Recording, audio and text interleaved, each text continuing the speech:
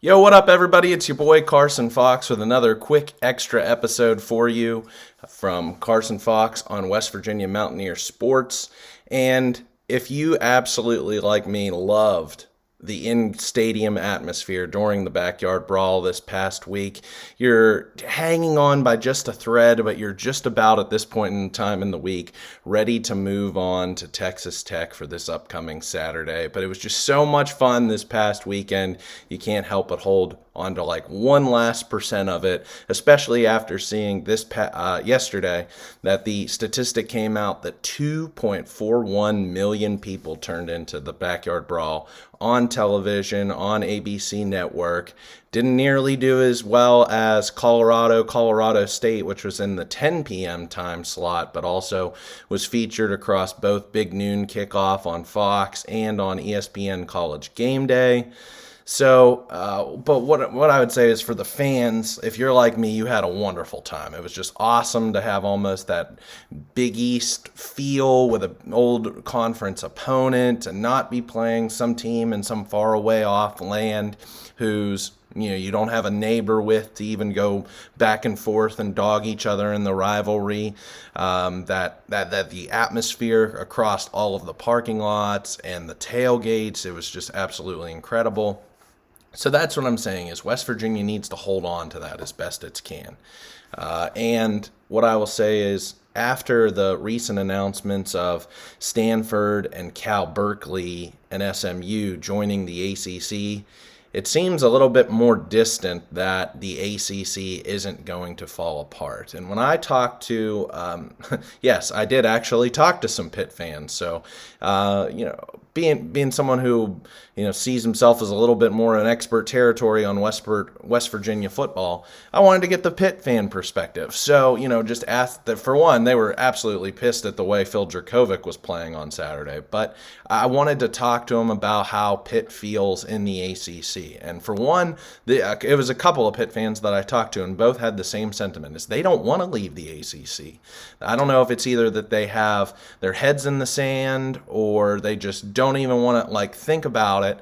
They don't see the ACC as in jeopardy whatsoever. Even if teams like Florida State, Clemson end up leaving the conference and they lose, a few members, they don't care. They think that they can weather the storm, and they don't also see an appetite being there for others like Virginia Tech, who West Virginia is also a rival with, against Louisville, against NC State, even Syracuse. They see these teams as wanting to stick together. Now, I'm not as naive. I was one of the most cynical people of the alliance back in the day between the Pac-12, the Big Ten, and the ACC. That was an absolute joke. So I know that loyalty, especially school-by-school conference loyalty, only stretches as far as the almighty dollar will interfere and get into the way. And then we've all looked at the grant of rights. We've all looked at the TV contracts at the ACC over the course of the next decade. Over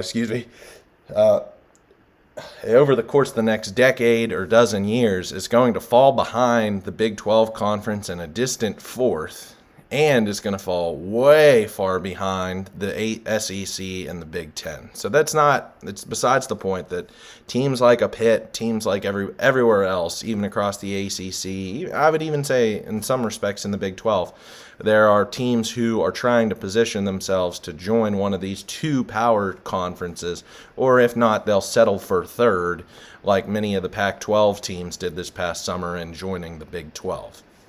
So what that had, though, and it had my ears red alert to, oh my gosh, what if West Virginia is stuck playing these newbies, these teams that fans have absolutely no taste for in the Big 12? I'm talking your BYU, I'm talking your Arizona, I'm talking Colorado, I'm talking one of the other, Houston, these teams that West Virginia just has no desire to play.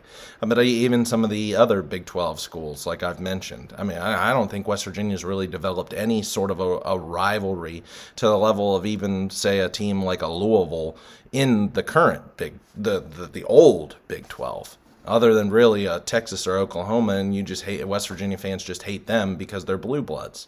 So what if Wren Baker gets stubborn and Neil Brown gets his way that he wants of having one traditional Power 5 opponent, and that being a Pitt, as both Brown and Baker have said recently, a G5 team, and an FCS team? That sounds like a worst case scenario to me.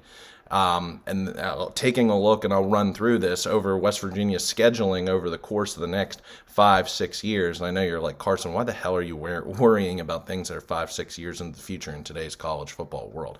But hear me out, because I enjoyed the Backyard Brawl and the atmosphere so much that I want to keep games like that as often as possible at Mountaineer Field. So that's my claim. That's my call to action is West Virginia football, Wren Baker, athletic director, seriously needs to look at its future scheduling. And depending upon what happens this upcoming offseason with the ACC conference, may need to make some moves as soon as possible. So looking at the schedule in 2024, West Virginia plays Penn State at home, Albany at home, and then goes on the road at Pitt. In 2025, I think this is the perfect schedule that Neil Brown and Wren Baker are talking about. In 2025, West Virginia hosts Robert Morris, an FCS team, at home, then goes on the road at Ohio University, and then home against Pitt for the Backyard Brawl. In 2026, here's where it gets wonky. Alabama at home, UT Martin at home, at East Carolina. 2027, at Alabama, home against VMI, and home against Ohio. And then in 2028, that schedule really hasn't been figured out just yet, but it has West Virginia kicking off the year, week 1, 10 years later into the future, playing Tennessee again in Charlotte for a Duke's Mayo Bowl. And then back in 2029, week 1, home against Ohio, week 2, on the road at Pitt.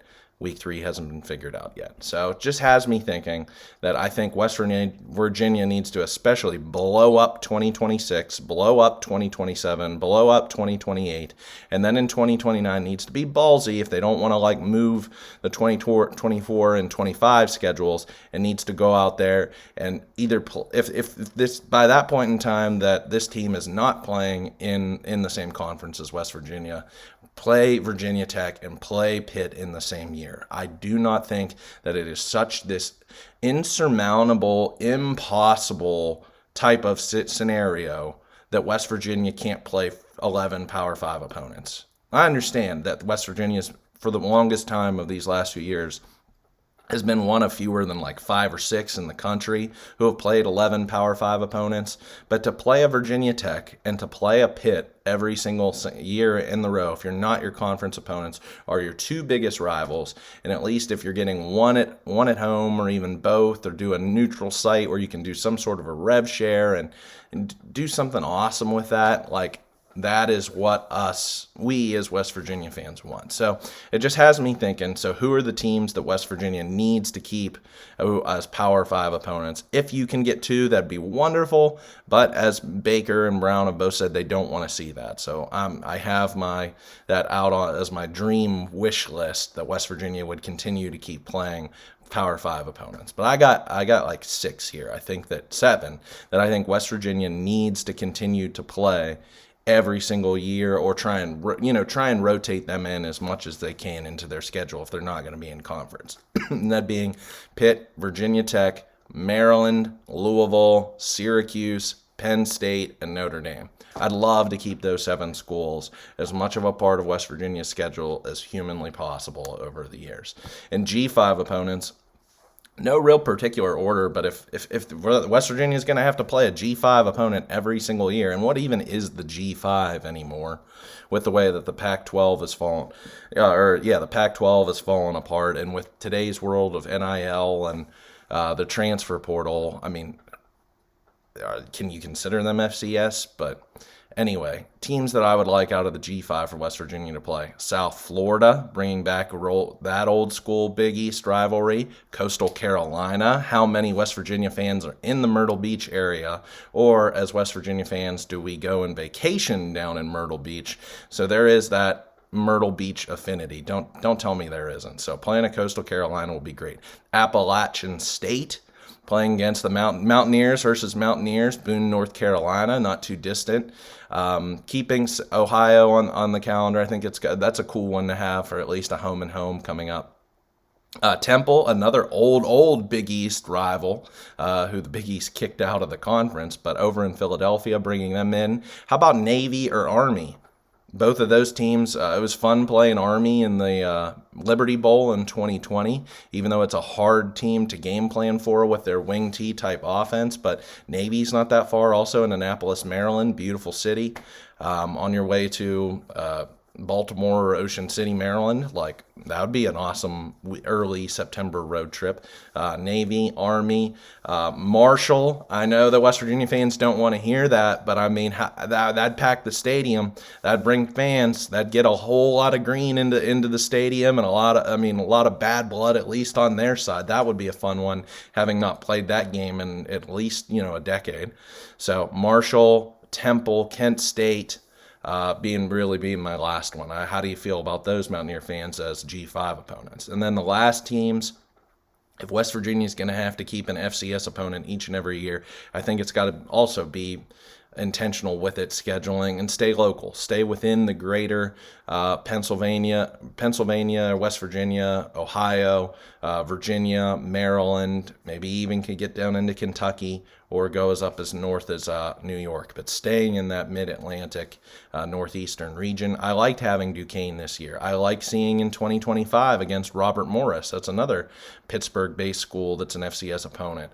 Having Youngstown State again. Had them a few years ago. That's another nice local program that's been in around the national playoffs for the FCS level. Villanova out in Philadelphia, who's a old Big East basketball rival.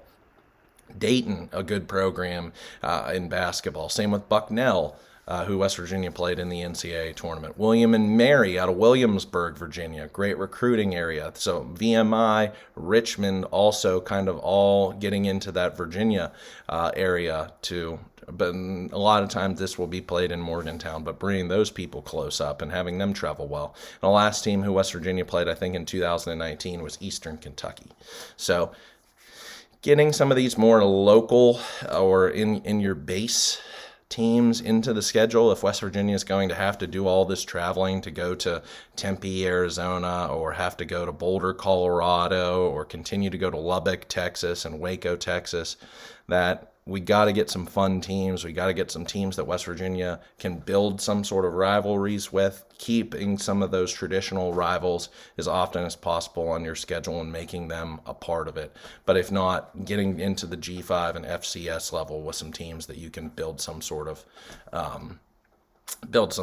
rivalries with as well. So that's all I really got to say for this week's episode. We'll get into it Thursday night when I break down the matchup between Texas Tech and West Virginia for this upcoming Saturday in Morgantown. It's going to be a lot of fun, so I can't wait to bring it to you. But that's what I'd say. If you have any conversations with Athletic Director Wren Baker or anyone who has any sort of influence within the athletic department, West Virginia needs to blow up at least. It's 2026, 2027, 2028, and maybe if you can't get all the way until 2029 to have two teams who are Power 5 level at that point, a Pitt, bring in a Virginia Tech at the same time to play, or one of those other 6 schools that I mentioned at the P5 level.